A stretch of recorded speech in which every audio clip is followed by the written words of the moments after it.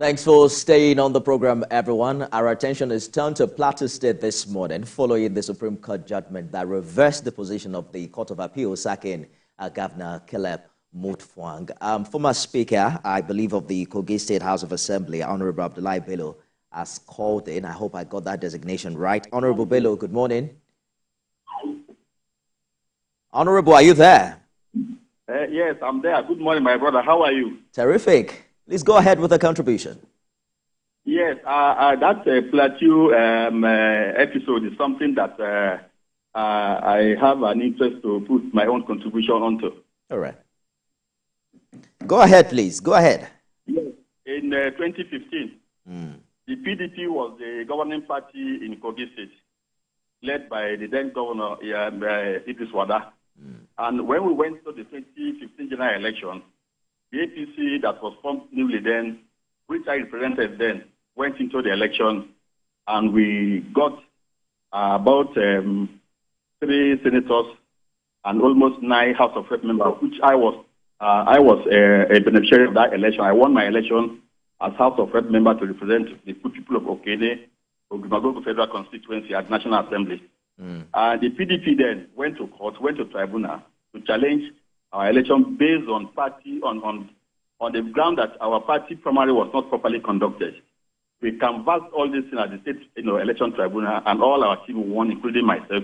The lower court now was of the strongest opinion that they don't have the right to challenge our primaries. And since the other aspect of the election process was correct, we all won at the state election tribunal. Upon arriving the Court of Appeal in Abuja, the Court of Appeal nullified my election and the election of other 2 senators based on this issue of party primary. It is not because we did not even presented the position of the Supreme Court on the issue of party primary to the Court of Appeal, but they ignored all the necessary authority from the Supreme Court and nullified my election, especially on the 8th of December 2015. We thereafter approached the Supreme Court for a possible remedy. And the Supreme Court told us to appeal that no, this matter ended at the Court of Appeal, that they cannot, even though the judgment was wrong, they couldn't do anything about it. And it is very amazing and very amazing that since that 2005 till this year election again, the last year election again, the Court of Appeal in Nigeria still went ahead to nullify people's election based on party primary that has already been decided without authority from the Supreme Court. So you see, after that time in Kogi, PDP benefited from this wrong judgment. But now, APC, my own party, is benefiting from Plateau. So it is high time the Chief Justice of the Federation called the court of the escape judges of the Court of Appeal to order, so that they don't create judicial anarchy, where a judge, knowing very well that his court is the last court of judgment over a matter, then he will give a wrong judgment and go away with it as if nothing can be done in this world. What about Almighty God? So this is what I just want to bring to limelight for people to know that PDP now has benefited in Kogi over the judgment in 2015. Honorable, let me just get a timeline right. Did you say 2005 or 2015? Oh, sorry, 2015. I'm sorry for that. 2015, okay. All right, thank you so much for your contribution. I mean, so you can feel the pain of people. That's precisely the point I was making. Exactly the point we're making. Some have called for a legislative action to right the wrong. Something has to be done. I mean, courts can't keep giving wrong judgments. Yes, the legislator can. They can remedy. Because this happened in 2015, and then this is like 8 years after, we are still repeating the same mistakes. Well, the legislator can actually remedy that by way of amendment to the Electoral Act. They've made a number of amendments to ensure enhancement of justice. This is another area in which, for example, the need to enhance justice becomes paramount. And they can do something about that. But that can only be done by the lawmakers, not the courts. The courts, once they decide, it becomes binding. So that's just the issue. Perhaps we're going to hear from the National Assembly on this matter very soon. Yakub has called in from Dokwebu. Good morning. Yeah, hello, good morning, Ibrahim. Good morning. And then good morning to Dr. Abayomi. Yeah, morning. The last caller just said something that so caught my mind. You can see the opposite direction in two judgments now. So as far back as 2015, he was a victim of that kind of a judgment. Now, another judgment say for another person now. But this one goes to Dr. Abayomi because I know I've been following him, he's a constitutional lawyer, and then he's someone that we can rely on this kind of a thing. My question is this, sir.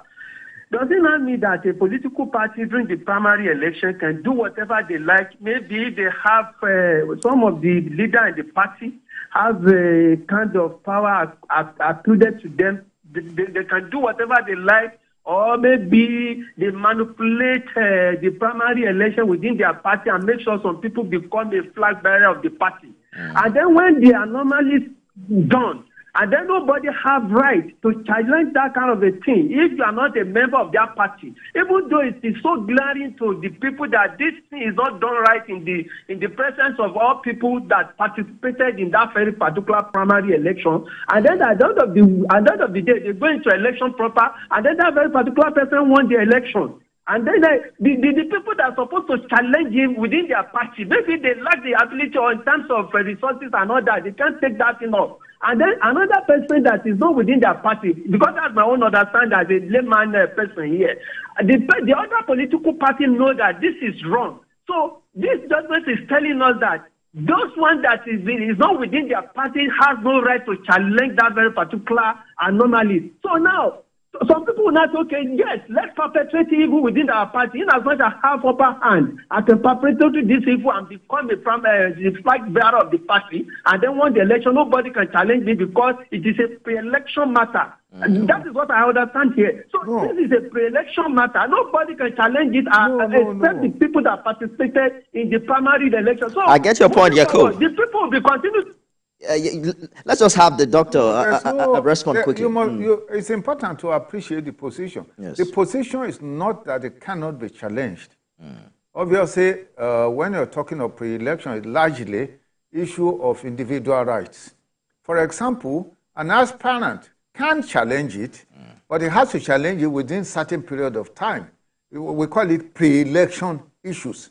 That means that these are matters that need to be decided because they affect pre-election. But he is talking about the culpability of the political parties here, because when issues like this arise from primary election, you hear parties talk about internal conflict resolutions mechanism, such that you can't take your party to court. No, you can. But they insist that you talk to the boards that they have created. That's not binding on the courts. They can put anything there, in their constitution, but it does not bind the court. You have a right to go to court to challenge the process of nomination as an aspirant prior to election.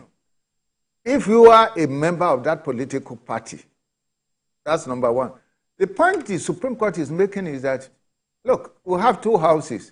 You cannot be questioning the proceedings in another house. You focus on your house. But the members of that house that are affected by the affairs of that house, they have a right to go to court and challenge it before a final decision is taken, having regard to the issues that is in issue. We're going to talk about the political parties shortly, because I don't think that we've gotten it right over the years since 1999. It seems it gets worse by the day, because you look at the primary election, that's where there's always a big fallout, and you wonder what the challenge is. But George has called in from Ikeja. Good morning, George. Good morning, Ifemi. Good morning. Please, I have two questions for the elder statesman. Yes. The courts, right from the Court of Appeal to the Supreme Court in the judgments on these 2023 elections, have emphasized that party primaries and issues like that are pre-election matters which rest squarely with the political parties. Yes. But if Dr. Abayomi can recall, in 2019, this same Supreme Court heard in the case of Bayelsa State, when the governor was preparing for his swearing in the next day, the Supreme Court ruled that because the qualification of his deputy had an issue that was challenged by the opposing party, they disqualified him and awarded the election to the opposition candidate. This same Supreme Court that is saying now that all such issues are pre-election matters and that they are restricted to the political parties. How do you see that? That's number one. The second question I have, sir, are you interested in the governorship race coming up in Ondo State? I know there was a time you wanted to, and I still see you as the material for it. You let us know whether you'll be interested. I think I'm too old for that. Let's start from the first one. That's a very good question. Well, I'm not interested in governorship. I think I'm too old for that now. I will be 74 in September this year. Really? I think, yes, I will be 74. Wow. In my view, I think the younger generation, we have performed, taken part. I think it was Thomas Paine who said, you claim to have lived when you partake in the passion and action of your time. I believe that we have tried in terms of bringing about democracy, pushing the agenda of politics to favor the people, fighting for their right and going to jail. I think now we should leave the younger generation to build or rebuild. Well, that's a rather uncommon thought among septuagenarians, even in Nigeria. They keep trying until they get it. No, I think we should be moving towards a peaceful retirement now. Finding support for younger generation to do well for this nation. We've made a lot of sacrifices, gone to jail, done all of that. So in fact, I'm not interested in any political office anymore, and I shouldn't if I'm sensible and commonsensical. With regard to the other issue, the Bayelsa issue, the reality of the matter is that laws continues to evolve, and depending on the nature, well, let me put this way, courts and judgments in courts continue to evolve depending on the nature of law. And many times, decisions of court are not entirely independent in terms of consciousness of the interests of the people. A decision may not be because of the wish of the people, but it cannot be totally independent of their thinking. Now, it's possible that in Bayelsa, depending on the nature of case that was taken to court and the issues that were presented before the court, that the Supreme Court may have made that decision. But as of today, having regard to the law and looking at the stability of political systems and to avoid a lot of confusion, I think the position of the Supreme Court makes a whole lot of sense, because the preoccupation of one house about the affairs of another house creates a whole lot of confusion. When you have not even taken enough time to deal with your own house, you now use what has happened in that house to defeat that same house.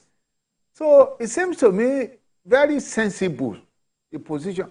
And, I believe it will bring some level of sanity to the political system. So let's now let APC focus on its own nomination process, bring its own candidate validly.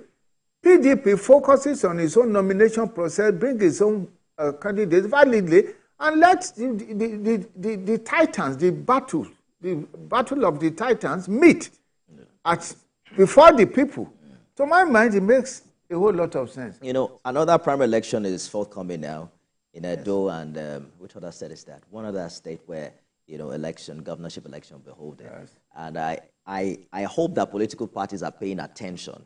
Yes. But unfortunately, I don't think they do, because every election year, there are multiplicity of court cases, and you wonder if it's a challenge with the structure, or the development of our political, party system over the years, or it's just the politicians who have refuse to learn. But Okorafor has called in from Arochukwu in Abia State. Good morning, Mazi. Good morning, are you there? Now, yeah, I'm there. Good morning. Good morning. Now, as you are talking about Plateau State, we thank God for the Supreme Court judgment that God answered the prayers of the people. How? You see, a PDP, you got 90-something%, and somebody is saying that somebody with 10% because of structure. The court, what is making me laugh is that the court, the president is from the state. Everybody, the key functionaries are from the state. I wonder, how can the assistant be there at the beginning of this type of judgment? But that keeps that one aside. But the major issue there is this.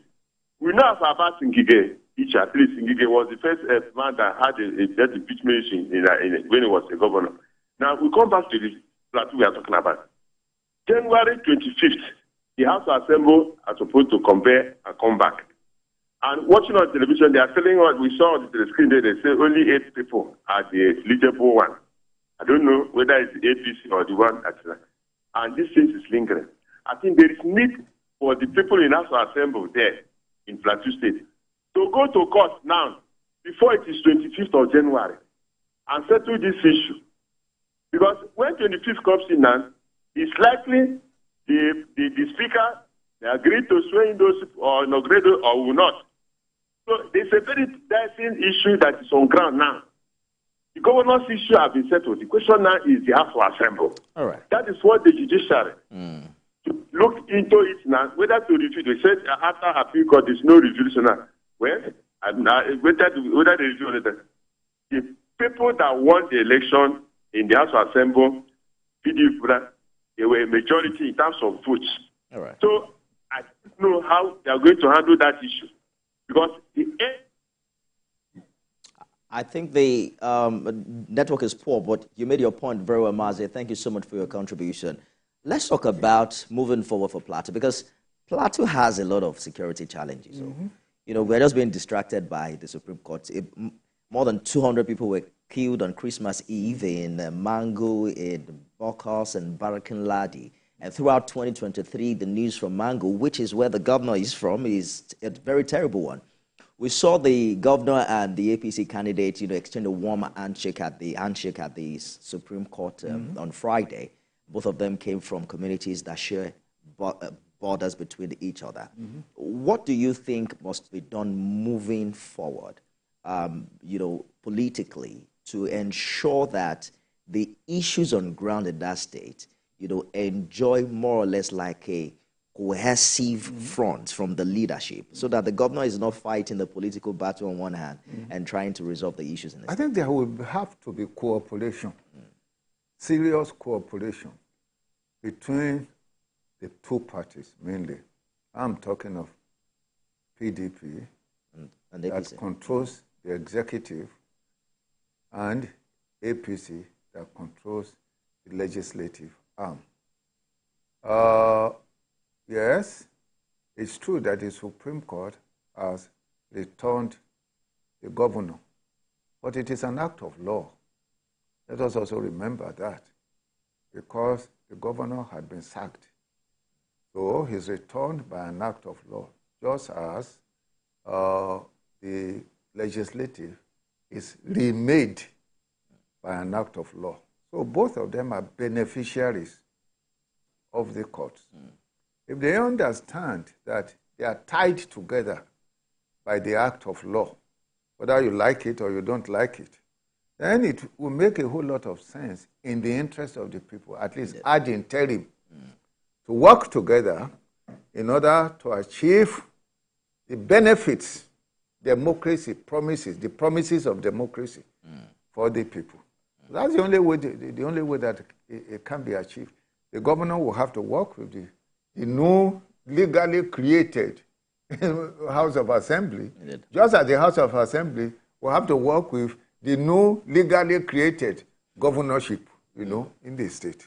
And well, we'll see how that plays out. We're still finding it hard to understand what's happening in Rivers State in that regard, as to the relationship between the executive and the House of Assembly. But, you know, God does always like, an House of Assembly that is dominated by their parties. But we'll see how that will play out. Well, that's one of the disorders of our political system. We have a situation where a lot of the legislative arms of government in our country are basically appendages of the executive. And that is why we're not making progress. Governors, in many, many cases in our country, they exercise dictatorial tendencies, powers. They behave anyhow, they are not controlled, they use the money. We have a situation where a governor will be using, millions. Some of them have up to 700 million as security vote, even some of them more than that. And then at the end of it, or they use it anyhow. Some of them, they are retiring, they get a lot through, their appendage, their house, so to say. The houses are the houses of governor in many cases, where they push law through to the disadvantage of the people. And so we're not making progress. So maybe Kano will give us a new order. You understand what I mean? Where you have an executive facing a completely different party, guided by a different political party. The House of Assembly. Yes. Well, we have to go now, but you mentioned that you're not interested in running for governorship in Ondo State, but that governorship election will hold this year. It will hold in governorship election in Ondo State will hold in November. November, and, the new governor will come in. What do you think are the dynamics? What do you think, are those things that will shape this election I think, after the demise of the governor? Well, I think what's going to shape is just the economy of the, in Ondo State, election is rotated because it's now going to the South Senatorial. It's almost an unwritten law. But it goes to the South Senatorial. And then I believe